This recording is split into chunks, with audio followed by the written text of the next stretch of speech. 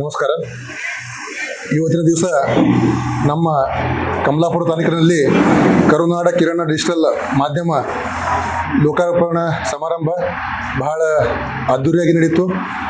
ಈಗ ಇದರ ಮಾಲೀಕರಾದಂಥ ನಮ್ಮ ಲಾಡಮೂಳಿ ಗ್ರಾಮದ ಬಸಯ್ಯ ಸ್ವಾಮಿಯವರು ಹಾಗೂ ಅವರ ಇನ್ನೊಬ್ಬರ ಮಿತ್ರರಾದಂಥ ಮೃತ್ಯುಂಜಯ ಸಾಲಿಮಠ ಇವರ ಒಂದು ಸಹಯೋಗದಲ್ಲಿ ಇವತ್ತಿನ ದಿವಸ ಏನಿದು ಕಮಲಾಪುರದಲ್ಲಿ ಇದು ಒಂದು ಕರುನಾಡ ಕಿರಣ ಡಿಜಿಟಲ್ ಮಾಧ್ಯಮ ಏನಿವತ್ತು ಲೋಕಾರ್ಪಣೆ ಮಾಡಿದ್ದಾರೆ.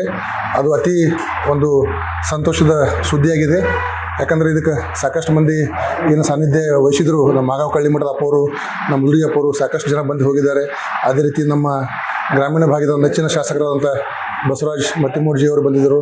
ನಮ್ಮ ಮಾಜಿ MLC ಅಂತ ಅಮರನಾಥ್ ಪಾಟೀಲರು ಈಗ ಕೂಡ ಬಂದು ಹೋಗಿದ್ದಾರೆ. ಹಾಗೂ ಎಲ್ಲ ಪ್ರಮುಖರು ಸುತ್ತಮುತ್ತ ಗ್ರಾಮದಿಂದ. ಯಾಕಂತಂದ್ರೆ ತಮಗೆ ಗೊತ್ತಿದ್ದಂಗೆ ನಮ್ಮ ಬಸಯ್ಯ ಸ್ವಾಮಿಯವರು ಸಾಕಷ್ಟು ಕಡೆ ನಮಗೆ ವಿಜಯವಾಣಿ ಹಿಡಿದವ್ರ ಪರಿಚಯ. ನಮ್ಮ ಊರ ಪಕ್ಕದವರೇ. ಹಿಂದೆ ನಮ್ಮದು ಅವ್ರದ್ದು ಗ್ರಾಮ ಪಂಚಾಯತ್ ಎಲ್ಲ ಒಂದೇ ಇತ್ತು. ಒಂದು ಸಣ್ಣ ತಮ್ಮ ವಯಸ್ಸಿನಲ್ಲಿ ಇದು ಇಂಥ ಒಂದು ಕಾರ್ಯಕ್ಕೆ ಅವರೇನು ದುಡುಕಿದ್ದಾರೆ. ಯಾಕಂದರೆ ಜನರ ಧ್ವನಿಯನ್ನು ಎತ್ತಂಥದ್ದು ಕೆಲಸ ಇದೆ ಇದು. ಯಾಕಂದರೆ ಮಾಧ್ಯಮದವರು ಈಗೆಲ್ಲ ಡಿಜಿಟಲ್ ಯುಗಾಗಿದೆ. ಅದರ ತಕ್ಕ ನಾವು ಕೂಡ ಯಾವ ರೀತಿ ಪರಿವರ್ತನೆ ಆಗಬೇಕು ಆ ರೀತಿಯ ಪರಿವರ್ತನೆ ಆಗ್ತಿದ್ದಾರೆ.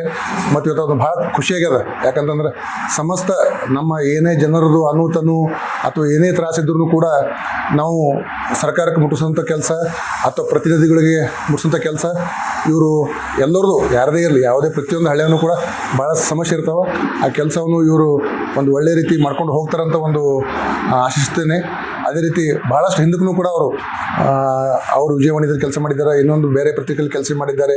ಭಾಳಷ್ಟು ಕೆಲಸದಲ್ಲೂ ಕೂಡ ಆಲ್ರೆಡಿ ನಮ್ಮಲ್ಲಿ ಐ ಥಿಂಕ್ 2 ವರ್ಷ ಮುಂಚೆನೇ ನಮ್ಮಲ್ಲಿ ಇವ್ರದ್ದು ಪತ್ರಕರ್ತರ ಒಂದು ಸಂಘ ಆಗಿದೆ.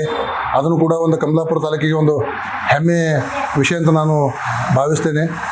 ಬಟ್ ನಾನೇನು ಭಾಳ ದೊಡ್ಡವಲ್ಲ.